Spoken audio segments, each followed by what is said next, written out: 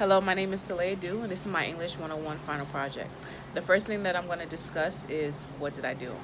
So for this project, I researched law, specifically becoming a lawyer, as a stepping stone to my ultimate goal of getting into politics.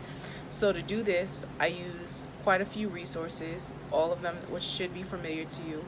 The first being Christian's algorithms, and then the next one being Shakespeare's Colossians. So in Christian algorithms, when researching this topic, there were a lot of algorithms to help me formulate a decision. The first being optimal stopping. Optimal stopping basically broken down means to research, make a decision, and then take action on it. This is very important when making any decision because we can't stay in the research stage. We have to research it. We have to figure out which works best for us, do our pros and cons, and then move on to making a decision and then actually taking the action behind that decision. The next was cashing. One of the projects that we got earlier in the semester was to not only choose careers that you wanted, but choose careers that you did not want. And this to me directly came into cashing. So many times our minds get filled with ideas, because there are just so many options and we see so many people following so many different paths. But cashing helps you to say, okay, let me clean this up, let me clean up my mind process and focus on what am I passionate about, what am I willing to work for, and what am I willing to stick with.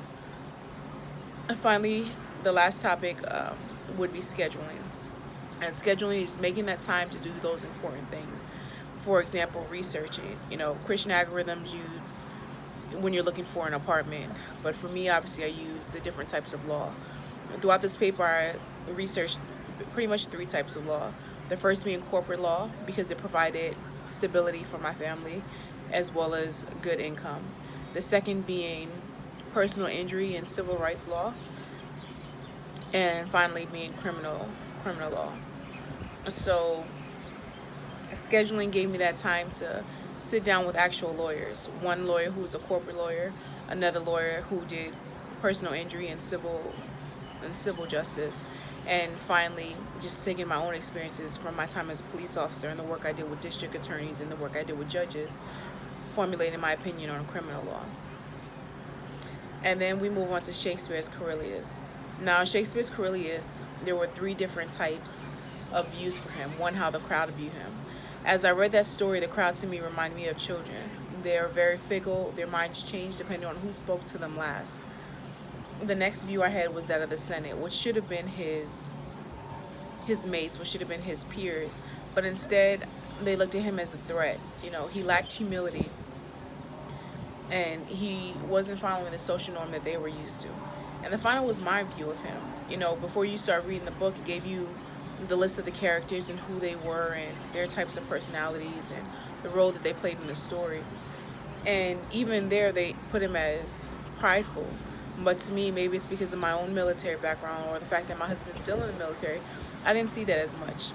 Coriolius didn't want to show off his wounds, from war as a badge of honor. He didn't want to sit down and hear the stories of what he had done because I feel like that's what he was meant to do. That was what he's supposed to do. It's not something that he should have been praised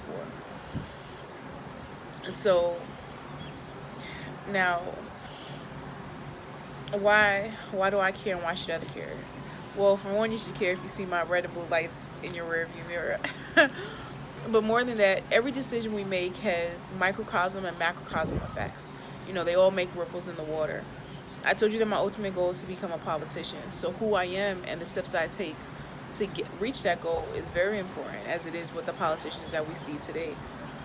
So I personally care just because, because of my background, I started off in the military. From there, I became a police officer. Now I'm become a lawyer with the ultimate goal of becoming a politician because I want to see change. I want to be a part of that change. So many times in the media, we see very negative opinions of police officers. We see the racist, we see the unjustified killing of an African American. And I saw that before I got into the police department. I saw that when I was in the police academy. I saw that through my own experiences as an African American, through my husband's experiences as African American. But I've never had the opinion of, or the mindset of, I'm just going to stand on the sidelines and complain. But instead, I worked very hard to be the change that I want to see in the world, which was the driving force behind why I became a police officer. I didn't like what I was seeing, but I did not feel like that represented all police officers, which is why I worked so hard to become a police officer. And this is important to you because politics is important to everybody. The decisions that are made today affect us. They affect our children. And this whole experience has definitely been a learning experience. A learning experience between justifying, what do I want versus what's best for my family. Whether that be, do I want corporate because it provides balance and stability, but I don't have the passion to finish it. So I wouldn't go down that route and waste my time and my family's time. But I do want criminal law. And so what I learned was, by considering these various sources, by considering corporate law, considering personal injury law, considering civil rights law, and then considering criminal law, what I found was, although civil rights was interesting, it's not sustainable for the career that I'm trying to get into. I don't want to be boxed into a corner because civil rights aren't the only offenses that are going on. And because of my background with the police department, I got a very deep understanding for criminal law and the importance behind holding people accountable for their actions, as well as defending those who can't defend themselves. So the final assignment we had was, if we had 6 months and $1 million budget, what changes would we affect? And coming from my background, I'll give you a very short history of my background. I was born in an abandoned apartment building in Brooklyn, New York, where my parents abandoned myself and my siblings. My older siblings decided to take care of the younger siblings. And that's what they did for as long as they could, until somebody made a phone call to social services and we were all placed in foster care. I went through approximately 10 different foster homes. I suffered all types of abuse, physical, sexual, emotional, you name it. And then when I turned 18, I moved out of the last foster home that I was in, and I joined the military.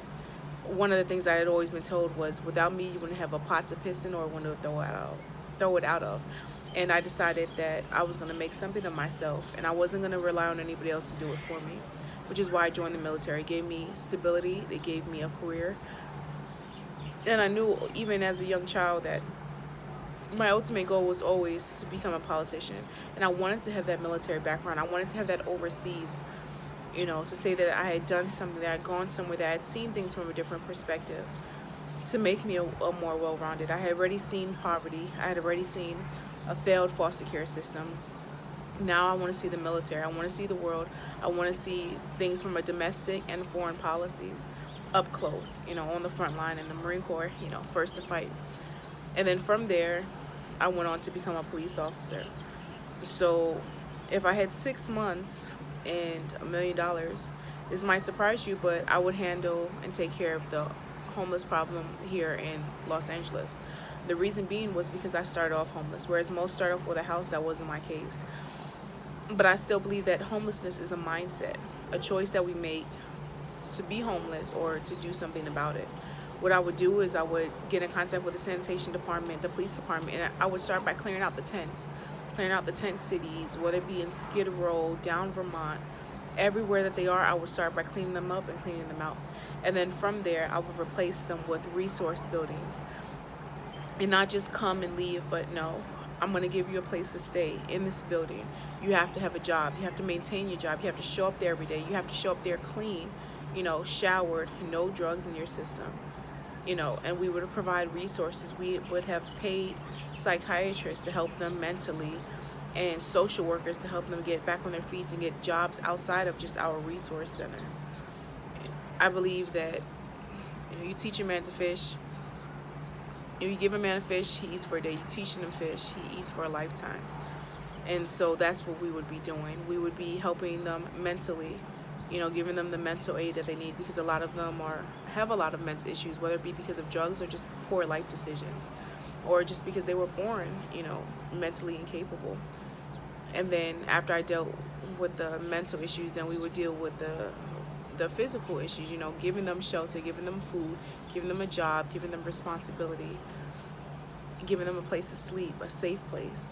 And then from there we would move on, and we would deal with, getting them to a place where they could sustain this on their own. And that's what I would do personally with the $1 million and with a 6-month project, because I want to see a change, and we can't continue to turn a blind eye to the homelessness problem, but we also can't continue to not hold people accountable for the choices that they've made or failed to make. Thank you. I'm Ciylaia Dew, and I hope you've enjoyed my presentation.